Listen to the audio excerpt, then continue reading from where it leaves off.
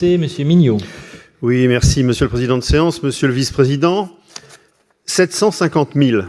750 000, c'est le nombre de demandes de logement en souffrance dans les préfectures d'Île-de-France.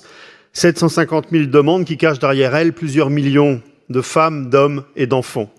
750 000 demandes, 1,2 million de personnes mal logées, 150 000 sans-abri en Île-de-France. Malgré cela, l'exécutif régional s'obstine à regarder, voire à accompagner une crise déjà historique et plus grave de jour en jour. Franchement, il y a de quoi être en colère. Depuis votre arrivée en 2015, vous nous rappelez que la région ne dispose pas de la compétence logement.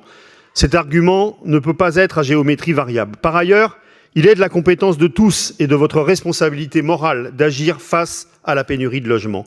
Cette situation brise des milliers de vies chaque année en plongeant des individus, des familles, des enfants dans le mal-logement, dans la précarité, voire dans la rue. Cette précarité est criante, elle est visible, elle prospère et vous ne pouvez pas l'ignorer plus longtemps. Vous vous contentez de constater la crise. Vous ne remettez pas en question votre choix d'exclure certaines communes des aides à la construction de logements sociaux. Vous continuez de qualifier ces communes de ghettos sans avoir un mot sur les ghettos de riches que vous protégez avec obstination.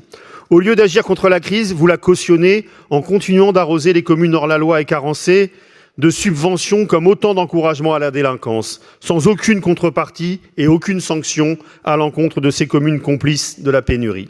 Pourtant, la région disposait avant 2015 d'un effet levier dans la construction de logements sociaux. Il ne tient qu'à vous de réparer ce levier pour que la région redevienne une force motrice de la construction de logements et non un boulet.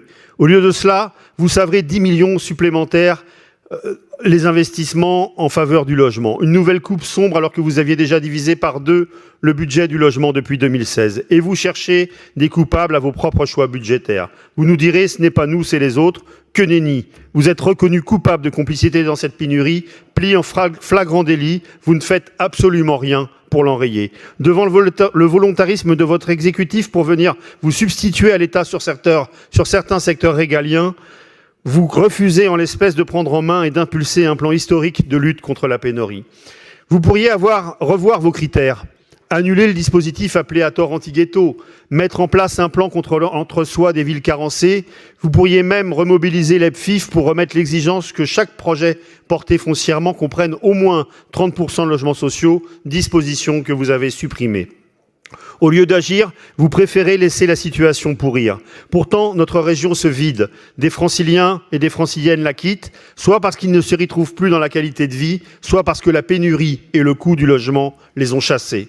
Pourtant, des solutions existent. Vous qui aimez tant la comparaison avec les grandes métropoles internationales, vous pourriez vous inspirer de ce qui se passe à Berlin, où un référendum populaire a engagé à plus de 60% et plus de 75% de participation le rachat par la région de milliers de logements livrés préalablement à la spéculation. Vous nous promettez les états généraux du logement pour 2022. Nous en serons si vous conviez celles et ceux qui ne pensent pas comme vous. Malheureusement, vos choix néfastes ne se limitent pas au logement.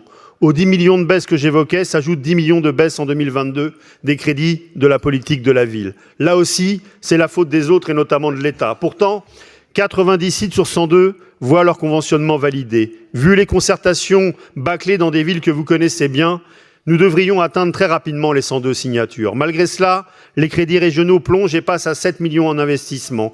Le budget régional pour tous les sites en rue d'Île-de-France est inférieur à l'apport du seul département du Val-de-Marne pour les en rue situés sur son territoire.